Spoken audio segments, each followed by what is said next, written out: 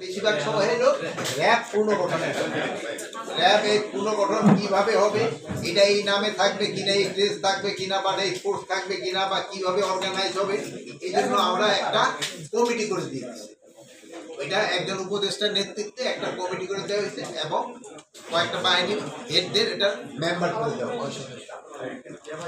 এটা মানে 500 কি 6জন, তারা তাদের আবার একটা ইয়ে দেওয়া হয়েছে, তারা কোঅপারেট করতে পারবে যদি দরকার হয়।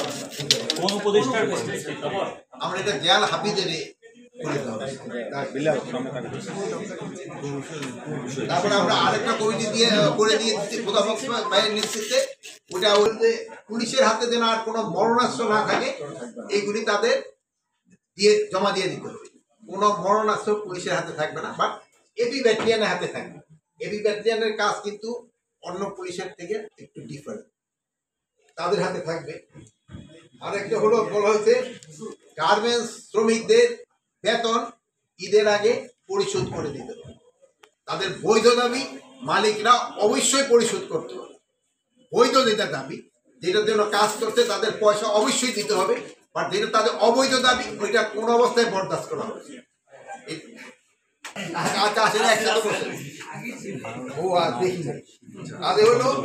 ঈদের গরুর হাটের ব্যাপারে, এটার ব্যাপারে আমাদের আলোচনা হয়েছে। ঈদের গরুর হাটের ব্যাপারে আপনারা জানেন যে অনেক সময় এই টাকা পয়সা হয়ে যায়, মানে চিন্তায় হয়। তারপর অনেক সময় বিভিন্ন মলম টলম ব্যবহার করে। এই জন্য আমরা এবার একটা ইনস্ট্রাকশন দিচ্ছি হিসেবে, এই ডোমেশের চিফ এক্সিকিউটিভরা ছিল, তারা এখানে এরা করে নাকি রাখে, ভলান্টিয়ার রাখে হলো ওদেরকে ওই ইরা দিয়ে গেছে কিনা, ওই যে কি বলে 80,000 টাকা, ওই ভলান্টিয়ার রাখে হলো যারা যারা নেয়। আমরা বলছি ওইটা ছাড়া এবার আনসার তাদের রাখতে হবে প্রতিটা হাটে 100 করে, মানুষের নিরাপত্তার জন্য। এবং এটা মানুষের জন্য, এই যে তারা যেন কোনো রকমের না হয়, এই যে কি বলে চিন্তায় হাতে যেন না পড়ে, এই জন্য তাদের 100 করে আনসার রাখতে হবে। অঙ্গীভূত আনসার তারা 100 করে রাখতে হবে। দেওয়া হয়েছে যেন যাত্রীরা নির্বিঘ্নে যেতে পারে। এবারে ওই ঈদের থেকে ঈদের একটু ডিফারেন্স আছে। ওই ঈদে হলো কিন্তু ঢাকা থেকে লোকজন গেছেই বেশি, আসাম নেই। এবার হলো কি, এই ঈদে হলো যাবে একদিকটা, আবার গরুর ট্রাকগুলি কিন্তু আবার আসতে থাকে। এই জন্য কিন্তু রাস্তাটা অনেক সময় থাকে ব্যস্ত। অনেক সময় হলো কি, আগে হয়তো কি বাসটা নামায় দিয়া আবার তাড়াতাড়ি চলে আসতে পারতো, কিন্তু এই ঈদে কিন্তু ওইটা অনেক সময় হয় না। এই জন্য এইগুলির ব্যাপারে হাইওয়ে পুলিশকে ইনস্ট্রাকশন দেওয়া হয়েছে, এবং রাস্তায় যেন কোনো রকমের কোনো ধরনের চাঁদাবাজি না হয়, কোনো ধরনের যেন চাঁদাবাজি না হয়। ইন্টেলিজেন্স অর্গানাইজেশনকে বলে দেওয়া হয়েছে কোনো পয়েন্টে যদি চাঁদাবাজি হয় তারা ব্যবস্থা নেয়। আর ওই কোথায় চাঁদাবাজি হয় এই সম্বন্ধে আমি আপনাদেরও অনুরোধ করব, আপনারা একটু যদি আমাদের একটু আগে জানান। প্লাস আপনাকেও তো একটা জার্নালিজম আছে, যে কি বলে ইনভেস্টিগেশন দিচ্ছে, এটা আপনারা যদি একটু কাজে লাগান তা আমাদের একটু উপকার।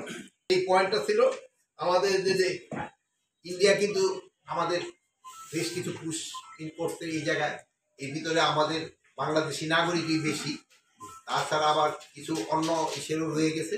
এই ব্যাপারে ডিটেল আমাদের এই যে ডিজি মিডিয়ার আছে উনি আপনাদের আপনারা অনেকেই এই কোশ্চেনের বিষয়ে জানতে চাচ্ছিলেন।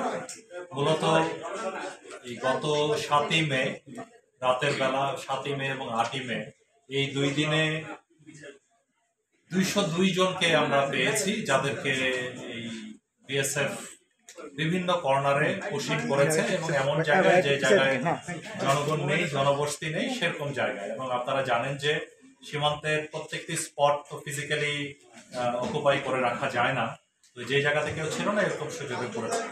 এই 202 জনের মধ্যে আমরা পরে আমাদের মাননীয় উপদেষ্টার নেতৃত্বে মন্ত্রণালয়ে মিটিং করে তারপরে সিদ্ধান্ত নিয়ে তাদেরকে পুলিশের মাধ্যমে, এসবির মাধ্যমে ভেরিফিকেশন করে যাদেরকে বাংলাদেশি পেয়েছি।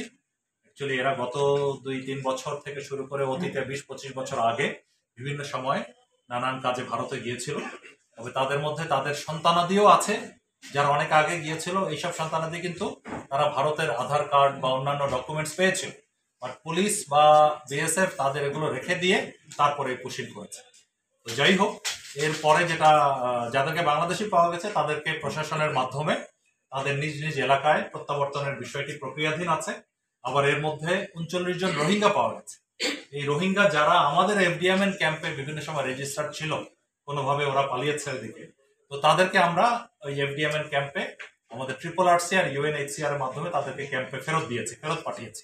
তবে এর মধ্যে একটি অ্যালার্মিং বিষয় হলো, যেটা মাননীয় উপদেষ্টা একটু হিন্টস দিয়েছেন, যে এর মধ্যে আমরা কিছু রোহিঙ্গা পাওয়া গেছে যারা ভারতের UNHCR এর রেফিউজি, ওইখানে রেজিস্ট্রেশন করা, আইডি কার্ডও আছে। এটা আমরা আমাদের দেশীয় UNHCR এর মাধ্যমে, আমাদের পররাষ্ট্র মন্ত্রণালয়ের মাধ্যমে এই জিনিসটা আমরা সবাইকে জানাতে চাই যে এটি একটি মানবাধিকার লঙ্ঘনের সামিল।